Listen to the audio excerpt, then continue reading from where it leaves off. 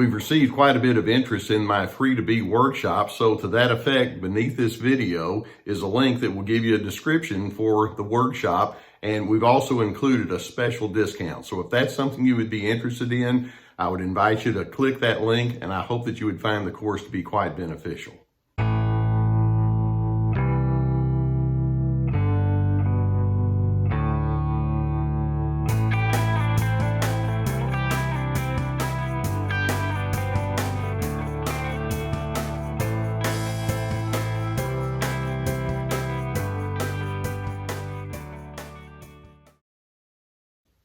As you might imagine, in my role as a therapist, I'm constantly in search of answers for the why questions.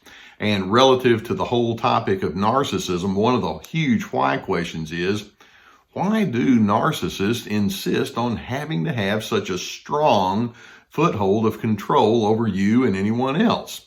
And it's important for you to realize that this behavior that you see in them doesn't just arise out of a vacuum. When they come across in a very overbearing and controlling and dominating way, there's a reason for that.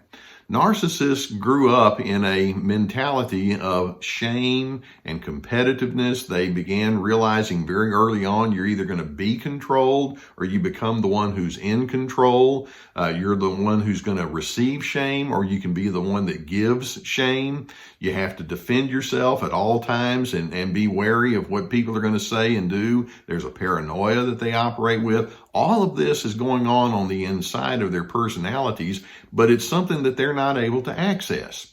Narcissism is defined also by them living behind the shield of a false self. They have to be admired.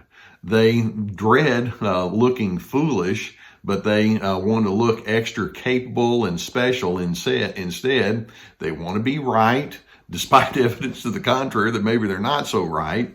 They want to be beyond reproach. They want to look successful. That's how they operate, and that's what's cooking on the inside.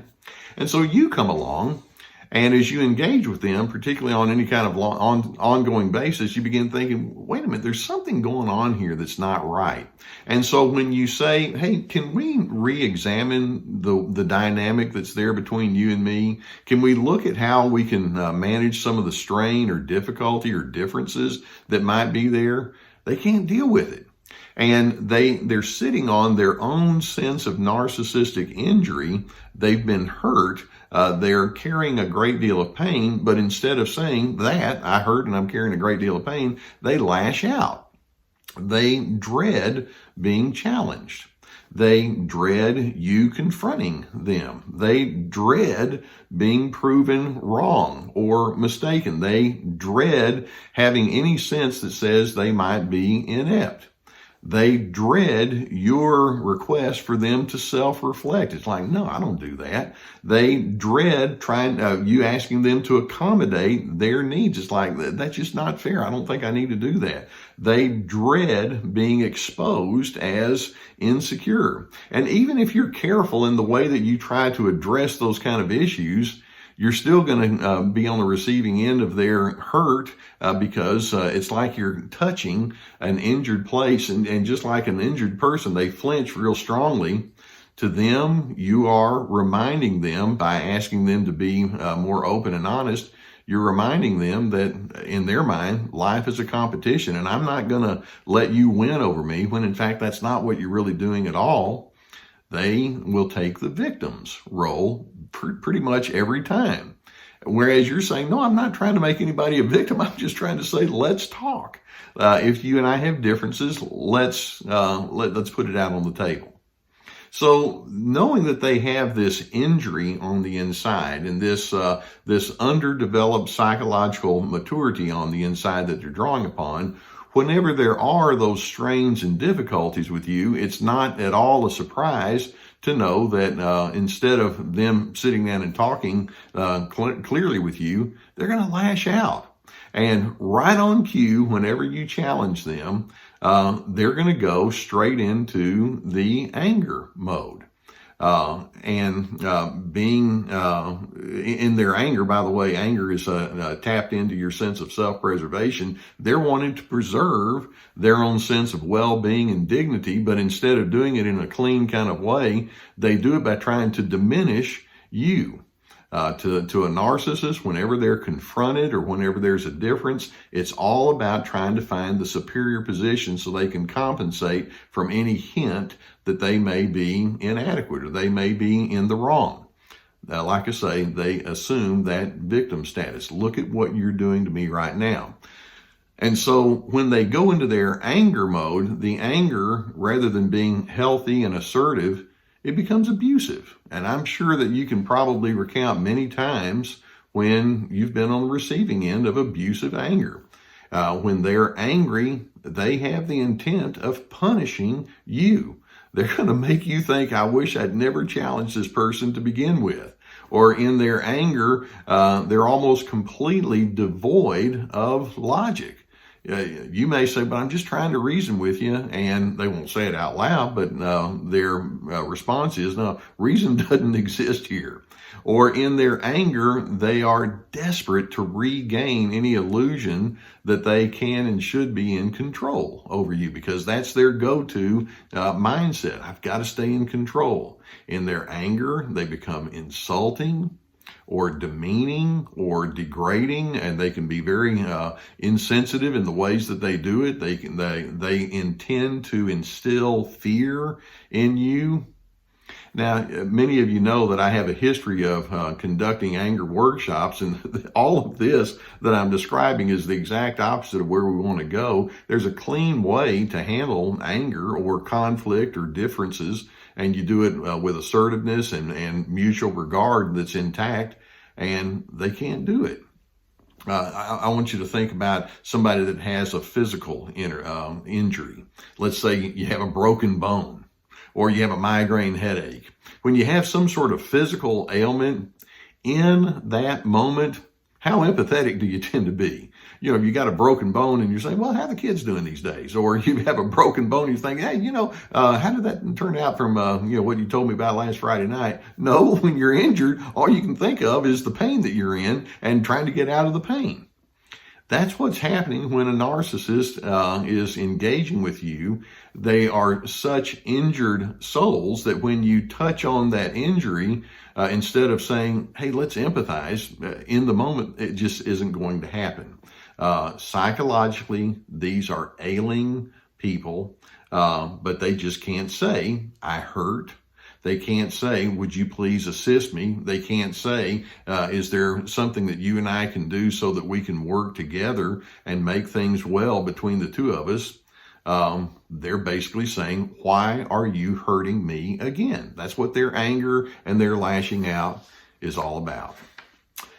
So what I'm saying here is that whenever you try to confront or come against or just challenge a narcissist, what they're going to do is they're going to say, whatever you are trying to say to me, it's inaccurate. You're not describing me, you are the problem. So knowing that you're engaging with somebody who's operating from an injured position, let's just summarize by saying you can't help somebody or assist somebody who refuses to be helped. And it's frankly, that's a sad truth that I, as a therapist, have had to come to terms with at times. There are times when I want to be of assistance to somebody, and I know that we can go in a good place, but they're so busy in that blame and victims mode. It's like, no, I'm not finished with that. I want to keep doing it. You can't help somebody who refuses to be helped. And we're also going to say, when they're in that injury mode and they're lashing out because of that, you're not doing yourself any favors by continuing to expose yourself to that abuse. You don't deserve that. That's their issue that they're trying to project onto you. Reason is an illusion when you're trying to deal with this injured soul. The only one thing that really works, if we can use that term, is consequences. And when I say consequences, establishing your boundaries, establishing your stipulations, and determining what you will and will not put up with. And even when you establish those consequences, there's no particular guarantee that they're going to say, oh, yeah, that makes good sense, because they will not understand you. And so that's why I say consequences work in the sense that you are going to stand up for yourself. It will never work if you're trying to control them.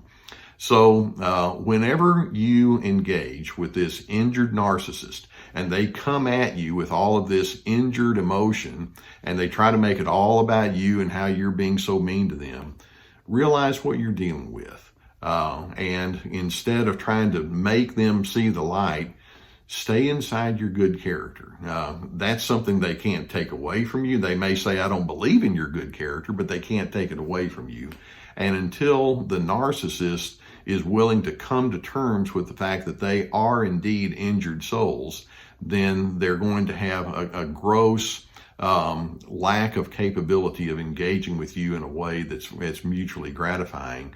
And your challenge is to drop any particular illusion that you can make that injury go away. Unfortunately, that's their call to make, and if they don't make that call, then you have to protect yourself as clearly as possible.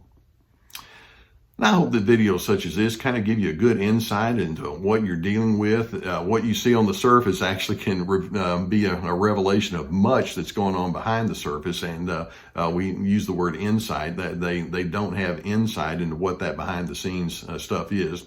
If you'll hit that subscribe button, we'll be able to keep more videos coming your way. Hit the notification button. I'd love to have you along, and I always appreciate it when you allow me to be a part of your journey. If you have a need for some sort of therapy regarding this, then if there's somebody in your presence and physically that you could seek it out from, I would encourage you to do that. Or if you would prefer, online therapy is very popular these days, and we have a link below to a group that would help you with that. You can choose from a whole team of licensed professional therapists that would help you in that regard. So I would encourage you very much in that sense. In addition, we have my courses. This is me. It's all about establishing boundaries, or Free to Be. It's all about reclaiming your identity, but despite the controllers in your life. We also have my webinars and other media that we're on, my books. So avail yourself to those kind of resources. Narcissists indeed are injured souls, and I'm hoping you can at least see what you're dealing with. And in doing so, it gives you a sense that says, I need to make decisions based on what's going to help me in my healthy self-preservation. And unfortunately, I can't afford to get into their psychologically damaged way of doing things. That's just not something I choose to participate in. I want you to be positioned so that you can find true peace.